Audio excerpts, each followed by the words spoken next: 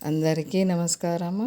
మనం 2 ఎగ్స్ తీసుకున్నామంటే ఇలాంటి స్నాక్స్ ఈజీగా రెడీ అయిపోతాయి. పిల్లలకి సాయంత్రం ఎంత తొందరగా అంటే అంత తొందరగా ఈజీగా చేసి ఇచ్చేయచ్చు టేస్టీగా. ఇలా 2 కోడిగుడ్లు తీసుకొని ఉడకబెట్టేసి చల్లారిన తర్వాత ఈ కొబ్బరి తురిమే దాని మీద తురిమేసుకోవాలి. చల్లారినాకనే మంచిగా వస్తుంది. వేడివేడిది తురమడం వల్ల అంత అంటకపోయినట్టు ఉంటుంది. ముందు నాకు అదే డౌట్ ఉండే, చల్లారితే మంచిగా వచ్చేసింది, ఏం అంటుకోకుండా మంచిగా నీట్గా వచ్చేస్తుంది మనం దీని మీద తురిమామంటే, కొబ్బరి తురిమే దాని మీద. పోతే కోడిగుడ్లను చల్లారనివ్వాలి అంతే. ఇది పక్కకు పెట్టేసుకొని ఒక 4 బ్రెడ్ పీసులు అయితే ఫ్రెష్యే, ఇంకా ఎండిపోయినవి కాకుండా ఎండినవి కాకుండా మామూలుగా ఫ్రెష్ బ్రెడ్ పీసులు తీసుకొని గ్రైండర్కి వేసుకోవాలి పౌడర్ లాగా. 2 బ్రెడ్ పీసులదేమో ఈ ఎగ్గులో పోసేయాలి, 2 బ్రెడ్ పీసులదేమో పక్కన పెట్టేసుకోవాలి. ఇంకా ఇందులో మనం జీలకర్ర పౌడర్ వేసుకోవాలి సగం చెంచా గరం మసాలా వేసుకోవాలి.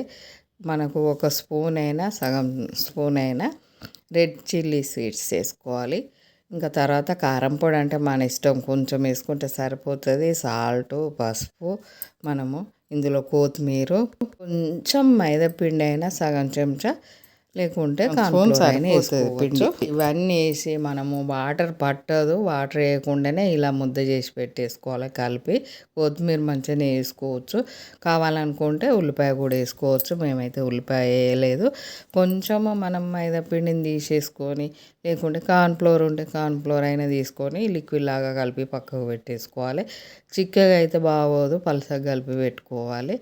ఇలా మనకు నచ్చిన విధంగా చేసుకోవచ్చు. బాల్స్ అయినా చేసుకోవచ్చు, ఇలా రౌండ్ టిక్కీలాగా కూడా చేసేసుకోవచ్చు. ఇలా చేసి మనం ముందు లిక్విడ్ లాగా కలిపిన దాంట్లో ముంచేసి తర్వాత బ్రెడ్ పౌడర్ చల్లి మంచిగా ఆయిల్లో వేసేసుకుంటే టేస్టీ స్నాక్స్ రెడీ అయిపోతుంది.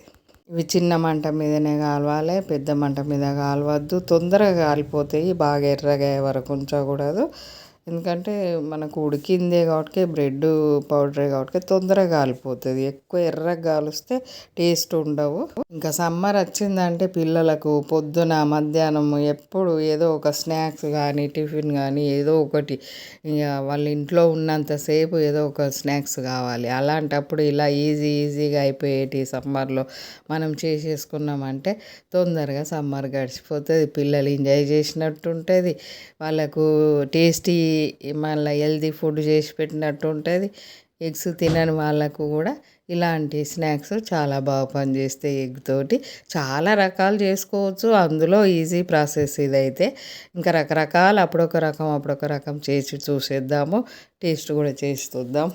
అస్సలు పెద్ద మంట పెట్టి కాలవకూడదు, చిన్న మంట పెట్టి కాల్ చేసుకోవాలి.